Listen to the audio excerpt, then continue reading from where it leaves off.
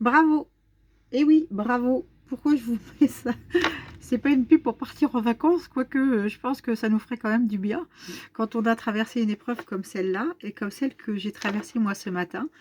Donc c'est bravo parce que vraiment, nous les femmes, on est quand même des sacrées nanas et on est quand même super fortes parce que franchement, on vit des épreuves dans notre vie. Je vous passe tout ce qui est euh, voilà, grossesse, etc. Mais quand en plus de ça, on arrive dans l'âge et qu'on passe à un cap et qu'on fait face euh, bah, à des cancers, cancer du sein, cancer du col de l'utérus, bah, il faut quand même qu'on ait puisé un peu dans nos ressources hein, pour pouvoir faire face à ça. Donc je dis bravo parce que c'est un travail d'équipe entre l'esprit et le corps pour pouvoir continuer à se donner du courage et puis à avancer. Alors, je vous fais un peu un petit récap de ce qui s'est passé.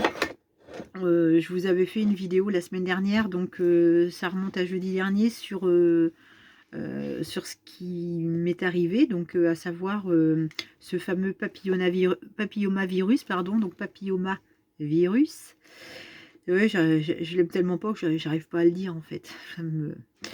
Bref, alors le papillomavirus touche les hommes comme les femmes, donc on sait que ça peut nous arriver, pas forcément sur l'instant, mais ça peut nous arriver parce qu'on a eu un rapport sexuel il y a 5 ans, il y a 10 ans, et que notre corps était un petit peu faible à un moment donné, et le papilloma étant là, eh bien, il s'est déclaré à cet instant-là, alors qu'on l'avait peut-être depuis quelque temps.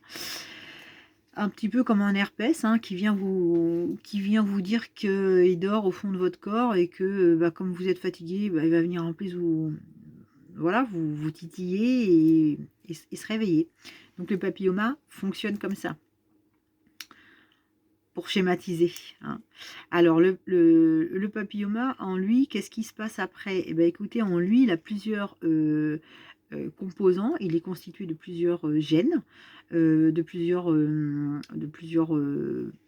oui, en tout cas molécules, hein, qui font que il y en a certaines qui sont sympas, moyens. Le corps peut les éliminer. Il y en a qui sont un peu moins sympas du tout. Et là, du coup, bah, le corps, en effet, ne les élimine pas. Et s'ils sont moins sympas, ça peut provoquer et faire venir le fameux cancer, donc là du col de l'utérus. Cette vidéo s'adresse à la fois aux adultes comme aux jeunes filles, parce que j'ai été confrontée ce matin à une intervention, enfin confrontée, je l'ai pas faite moi-même, hein, mais en tout cas, il y avait une jeune fille de 20 ans qui était là, et moi, j'ai dû aussi expliquer des petites en bas âge, donc une petite de 11 ans qui est ma nièce, ce qui m'est arrivé. Donc, il faut trouver des mots d'adultes à adapter aux enfants. Donc, cette vidéo s'adresse aux ados et aux adultes. Hein. Donc, je vais faire preuve de pas mal de métaphores pour essayer d'expliquer un petit peu ce qui s'est passé et comment je l'ai vécu. Vous voyez comment je suis aujourd'hui. Il est 18h30, donc nous sommes le 27 janvier 2022 et j'ai été opérée ce matin à 10h30. Voilà, donc je vais très bien. Alors, euh, je refais juste la petite parenthèse rapidement sur le dépistage du cancer du col parce que c'est hyper important. Vous qui regardez cette vidéo, qui êtes peut-être inquiète aussi par rapport à ça, c'est un dépistage qui est inscrit déjà dans un programme national. Et ça, c'est important de le dire parce que la Caisse primaire d'assurance maladie finance à 100% le dépistage du cancer du col de l'utérus. Chez la femme, nous avons deux cancers qui sont vraiment principalement les deux cancers les plus difficiles à combattre. C'est le cancer du sein et le cancer du col de l'utérus. Voilà. On va essayer de se détendre un petit peu parce que on a de la chance aujourd'hui de pouvoir avoir donc un vaccin qui va combattre tout de suite le papillomavirus. Donc je vous rappelle, le papillomavirus peut faire venir le cancer. Pas de papilloma, très peu de chance d'avoir le cancer du col, d'accord? Donc le cancer du col vient s'il y a le papilloma. Donc le papilloma, on le combat avec, dans un premier temps, un vaccin. Donc le vaccin, il va lutter contre les, on va dire les souches, les molécules les plus virulentes, du papilloma, donc du HPV. Et donc, vous pouvez aller voir la première vidéo, j'en parle un peu plus longuement et plus détaillé, de façon plus détaillée, mais en tout cas, le vaccin va lutter contre contre les HPV, donc pour combattre l'arrivée donc du papilloma. Et donc, ce vaccin, on peut le faire entre 11 ans, mademoiselle, entre 11 ans et 15 ans, 14 ans, 11 ans, 14 ans, pardon, 11 ans, 14 ans, avec un rappel jusqu'à donc 19 ans. Donc, si vous avez raté le coche, vous pouvez aussi jusqu'à vos 19 ans, donc voilà, 11 ans, 19 ans, on va dire. Bon. Moi, comme je l'ai expliqué dans la vidéo, je n'ai pas eu de vaccin, donc je n'ai pas été informée. Ma mère est partie, j'étais très jeune, et donc j'avais 11 ans, et donc à l'époque, on parlait pas de ça dans les foyers avec les papas, et j'avais pas de gynéco parce que quand j'ai commencé à vouloir me renseigner sur la contraception, j'étais toute jeune, mais je passais par le médecin traitant, le médecin de famille qui disait rien, et je posais quelques questions assez timidement, mais je n'allais pas plus loin. Voilà, j'allais pas plus loin. Donc le jour où je lui ai demandé la pilule, il ne m'avait pas évoqué le fait d'aller faire des frottis ou quoi que ce soit, plus que ça. Et en fait, eh ben, j'en ai pas fait, en tout cas à ce moment-là. Et le papilloma virus peut se déclarer tardivement, c'est-à-dire qu'on peut très bien avoir un rapport sexuel il y a 5 ans, il y a 10 ans, avoir le papilloma en soi, et finalement, il ne se déclare pas à ce moment-là, donc il profitera d'un moment où on est un petit peu plus fragile, un petit peu plus faible, un petit peu plus fatigué, peut-être tracassé. En tout cas, le corps n'a pas l'énergie suffisante pour pouvoir combattre et pour pouvoir le chasser et le mettre dehors, parce que je vous rappelle que le corps a la capacité de pouvoir se soigner tout seul. Alors, c'est pas de la magie, hein, mais c'est juste que les anticorps, à ce moment-là, sont suffisamment costauds pour pouvoir identifier qu'il y a un intrus, donc le papilloma, qui vient dans l'utérus et qui est là comme un petit champignon qui vient se greffer là, et qui commence à se développer. Et là, du coup, le corps va combattre son ennemi et va le chasser et l'expulser comme on expulserait des urines, hein, voilà, ça part.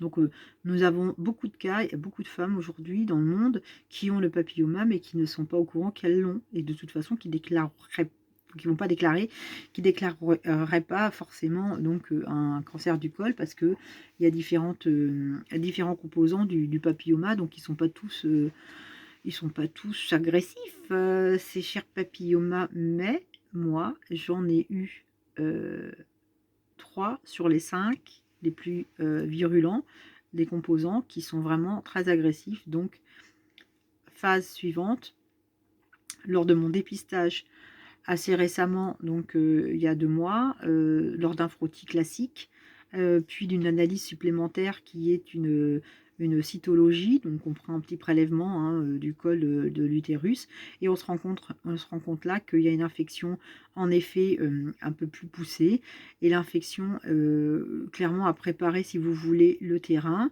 Donc dans le col de l'utérus, je rappelle pour toutes celles qui nous regardent et tous ceux qui nous regardent, parce que ça peut concerner vos compagnes aussi, qu'on a donc ici donc le vagin, ici le vagin, avec ici les fameuses trompes de Fallope, avec, vous avez donc ici donc c'est les cavités ovarienne pour pouvoir avoir après un petit bébé. Donc là vous avez donc le vagin qui est à l'intérieur ici de notre corps, hein, tout en bas, et là donc vous avez le fameux tuyau, hein, moi j'appelle ça le tuyau, donc avec au petit bout la petite douche là, la petite douchette, donc c'est le col de l'utérus, ici donc le col, donc, et l'utérus qui est là, donc on a tout un tuyau, et on a le petit col ici, donc la petite pomme de douche, moi j'appelle ça, qui est tout au bout, qui parfois peut avoir été un peu bouché par des microbes, hein, qu'on appelle les papillomas. Donc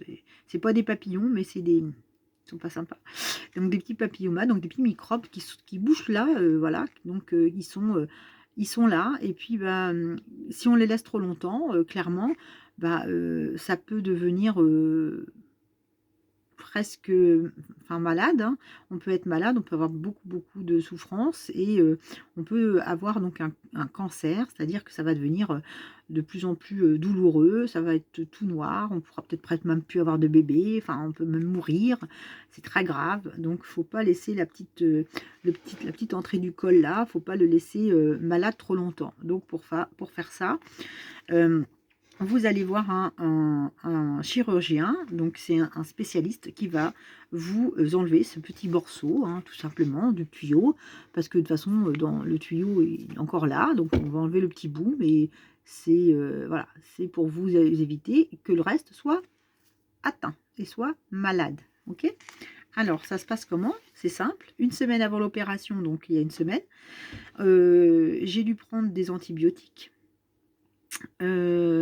Pour pouvoir donc prévenir l'intervention, pour faire en sorte que mon corps soit pas malade lors de l'intervention. Donc j'en ai pris 4 d'un coup.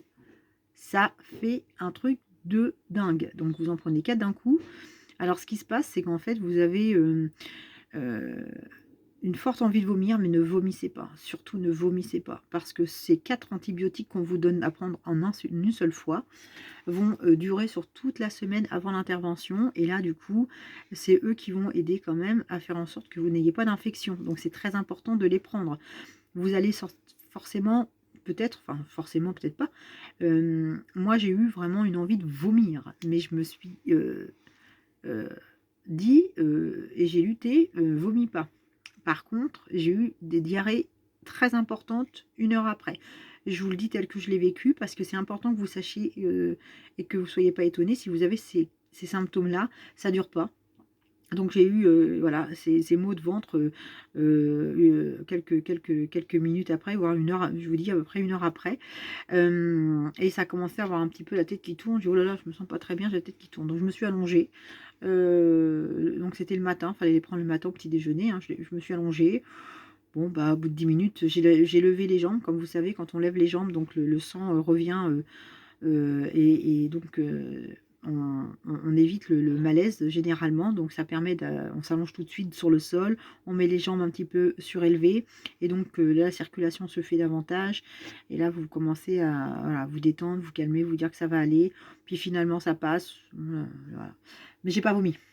Ouh, j'ai pas vomi parce que c'était important de pas vomir et de se retenir et surtout bon, c'était pas non plus une envie irrésistible de vomir. Moi j'étais un petit peu barbouillée, mais voilà, c'était pas à ce point si compliqué de se retenir en fait, hein. Bon. Deuxième étape, on doit prendre ce qu'on appelle donc des comprimés vaginaux. Donc c'est voilà, des comprimés vaginaux. Et les comprimés vaginaux, donc je l'explique encore une nouvelle fois. Donc on en prend un par tous les soirs. Donc on le met dans le fameux tuyau. C'est hyper important. Alors, ce qu'on ne vous dit pas, c'est que pourquoi on prend ces cachets-là? Donc c'est pour être sûr qu'on n'a pas d'infection. Donc en prévention et après l'opération. Donc là, ce soir, comme depuis une semaine, je continuerai à insérer à l'intérieur de mon petit tuyau, donc de mon fameux col de l'utérus. Donc je continuerai à insérer ici, hop, voilà, hop, ce petit comprimé. Donc vous le mettez comme vous pouvez, avec un applicateur peut-être. Alors vous le mettez, comme vous pouvez, mais surtout vous l'humidifiez avant. Donc mettez 2-3 gouttes d'eau dessus.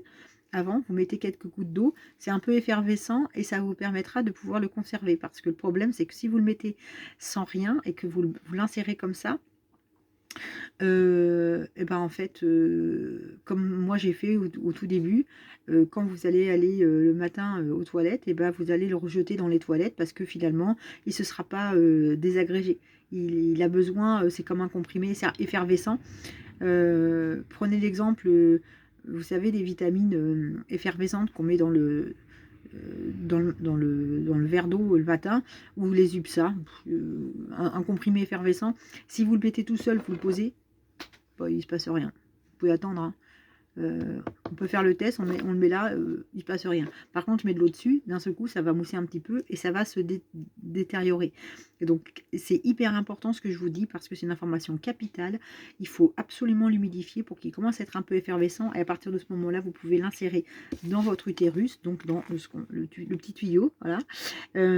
Et pour ce faire, vous pouvez aussi vous aider avec un applicateur de Tampax, hein, un applicateur pour les tampons, la vaseline, n'importe quelle source un petit peu huileuse aussi ou grasse pour pouvoir vous aider parce que c'est pas forcément facile non plus, mais mettez-vous bien de position allongée pour que ce soit le plus confortable possible.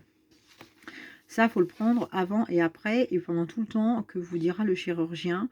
Voilà. Alors, ça vous permet d'éviter l'infection. Encore une fois, je vous le rappelle. Donc, pour continuer ce matin, j'arrive à 10h30 pour l'opération. Donc, je suis en stress, hyper angoissée. Je me dis, je me prépare depuis que je sais que je suis susceptible d'avoir un cancer du col et je me refuse d'avoir cette chose en moi. Je refuse de me dire que cette manifestation, mon utérus puisse devenir tout noir, me faire super mal, voire n'est plus là du tout et mourir. Je refuse vraiment d'envisager cette possibilité. Donc, le seul allié qu'on ait, c'est soi-même. Donc, comptez sur vous à ce moment-là et faites-vous confiance. Je me suis promis de faire attention à mon corps. Je lui ai donné le maximum la semaine dernière. J'ai fait du sport, je suis allée à la piscine, j'ai fait du cheval, j'ai fait de la marche, j'ai couru. Donc, je me suis vraiment fait plaisir. Je me suis fait un bon plat avec un bon steak frites. Voilà, je me suis fait du bien moralement, physiquement. J'ai pris des moments de détente. Voilà, je me suis vraiment occupée de moi. Et je lui ai dit, parce que je pense que l'esprit parle vraiment, c'est cette énergie qui est en nous et qui est vivante et qui nous aide à parler, à voir, à sentir, à toucher, à réagir, à nous lever le matin, à respirer la nuit quand on dort. Voilà, c'est cette vie qui est en nous. Je lui ai parlé en lui disant que je ne la laisserais pas tomber, que je ne voulais pas laisser la place au négatif en moi et que je resterais positive et que ça irait bien. Donc qu'elle me fasse confiance et que je lui faisais confiance pour guérir mon corps et ne pas laisser ce corps être atteint de cet intrus-là. Moi, je ne l'ai pas invité, hein, j'ai pas fait du tout un appel à ce que ce cancer puisse venir, je ne veux pas. Et on sait qu'aujourd'hui, la prévention du cancer peut être évitée et on a 90%, c'est énorme, hein, 90% des cancers du col qui peuvent être évités grâce à la prévention et à tous les examens. Donc du coup, là, j'arrive devant le chirurgien qui était extraordinaire, donc je le recommande. C'est vraiment quelqu'un de génial. Donc moi je suis en Normandie, s'il y a des personnes qui ont ce type euh,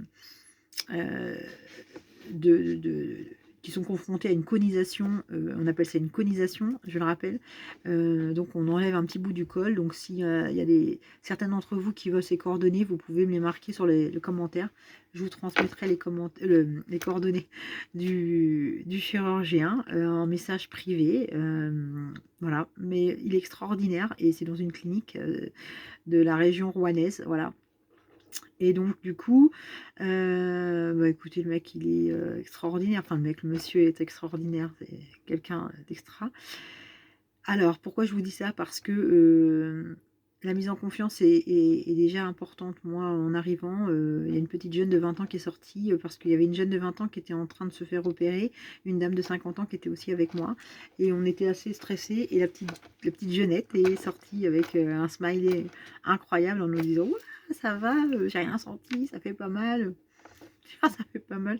Ça fait des semaines que je me fais un mytho. Ça fait des semaines que je regarde des trucs, des films d'horreur. C'est Evil Dead sur mon portable. Et puis, ça fait pas mal. Bon, Ok. Eh ben, écoutez, non, ça fait pas mal. On rentre dans le vif du sujet, ça fait pas mal. Donc, vous êtes allongé, donc il vous demande de vous détendre. Bien entendu, à ce moment-là, c'est comme un frottis, hein, vous avez un examen classique, hein, c'est-à-dire que vous avez le fameux petit entonnoir qui est pas agréable. D'ailleurs, il vous le dit, c'est pas agréable. Non, c'est sûr qu'on n'en fait pas tous les jours. On se lève pas le matin, on se dit pas, ah, je vais mettre un petit entonnoir au niveau de l'utérus, histoire de dire bonjour. Non, on n'a pas envie de ça. Donc, il vous met le petit entonnoir. Et puis là, à ce moment-là, donc le petit entonnoir, je rappelle pour les jeunes filles, on vous le met un petit entonnoir ici, voilà. Et puis là, il vous anesthésie, donc avec un petit produit, il vous anesthésie, donc ça veut dire qu'il vous endort. Ça vous endort cette partie-là, elle dort, voilà. Il vous l'endort. Et bah à partir de ce moment-là, c'est fini. C'est-à-dire que j'ai rien senti. Il me dit bon bah ça y est, j'endors. Il me dit ça va. Il me dit la seule chose que je vais vous demander, c'est de vous détendre pour pouvoir ne pas être stressé, parce que bon quand même, c'est pas rigolo. Hein. En tout cas, c'est un peu intimidant, quoi. Vous êtes devant des gens que vous connaissez pas. Moi, il y avait une infirmière et le chirurgien. Mais bon, écoutez, vous levez les yeux au ciel 5 minutes, vous dites bon bah voilà, dans 5 minutes c'est fini, on va sortir de là, on remettra notre pantalon et puis hop, si on peut ne pas avoir un cancer et ne pas mourir, être encore là pendant longtemps, 5 minutes c'est quoi? C'est rien. Bon, bah, le temps de chanter une chanson dans ma tête et c'était terminé. Terminé. Donc je n'ai rien senti, je n'ai pas eu mal. Quand je dis rien senti, c'est que j'ai même pas senti rien. Rien. Rien. En fait, j'ai juste senti au début quand il m'a mis le petit cône, comme je vous dis, le petit entonnoir, comme quand on poserait quelque chose sur la peau, on sent qu'il y a quelque chose qui est posé. C'est tout ce que j'ai senti. Ensuite, il m'a endormi, et puis voilà, enfin il m'a endormi donc cette partie-là, et il m'a dit c'était terminé, que je pouvais me rhabiller. Donc c'est ce que j'ai fait, je me suis rhabillée.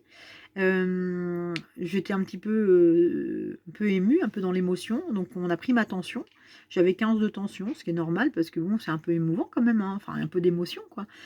Et puis il m'a dit de prendre rendez-vous avec ma gynéco pour dans un mois faire de nouveau un bilan, voir si ça a bien cicatrisé, en attendant de continuer mon fameux traitement tous les soirs, comme je vous l'ai dit, avec les fameux comprimés, donc tous les soirs, et en surveillant s'il n'y avait pas des saignements anormaux. Donc bon, si vraiment il y avait quelque chose qui n'allait pas, forcément je repartirai à l'hôpital, mais franchement je me sens très bien. J'ai un petit peu de douleur de ventre, mais bon, comme des règles, donc du coup j'ai pris quelques Spasfon. Et donc voilà, je ne vais pas faire de sport pendant presque un mois parce que j'ai envie de laisser une chance à mon corps de vraiment bien cicatriser. Mais il m'a dit qu'au bout de 15 jours, 3 semaines maximum, enfin même 15 jours, je pouvais déjà faire des activités, mais surtout pas de bain, pas de rapport sexuel.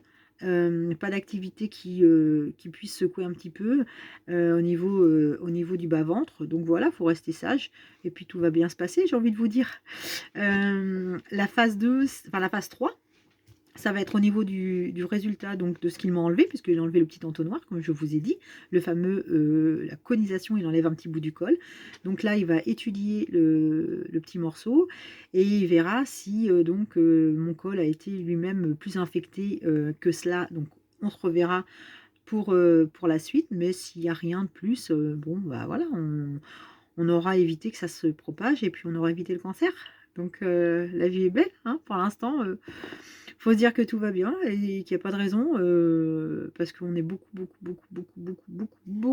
de femmes à être dans ce cas-là, et puis on est très peu à être sur une phase plus grave, donc 10% sur, enfin 10 personnes sur 100, donc ça nous laisse quand même 90 femmes qui sont sauvées de la suite. Donc la suite, ça serait quoi? Ça serait peut-être d'enlever le col, ça serait encore des traitements plus lourds, mais en tout cas, on en est loin et on n'en est vraiment pas là.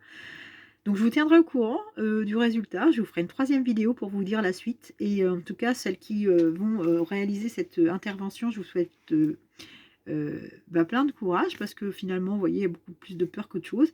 Et vous en faites pas, franchement, prenez bien votre traitement, faites-vous plaisir, appréciez la vie, et je vous assure que je surjoue pas. C'est vrai. C'est c'est même tellement dingue qu'on en pleurait, tellement on est trop contente que ça soit vrai. Mais je vous assure que ça ne fait pas mal et que, enfin voilà quoi, c'est un petit peu de fatigue après, mais bon, c'est rien de plus, tout simplement. Je vous souhaite plein de courage pour la suite. En tout cas, j'espère que cette vidéo vous aura servi et je vous embrasse fort. Et puis, bah, écoutez, prenez bien soin de vous parce que l'essentiel, c'est de prendre soin de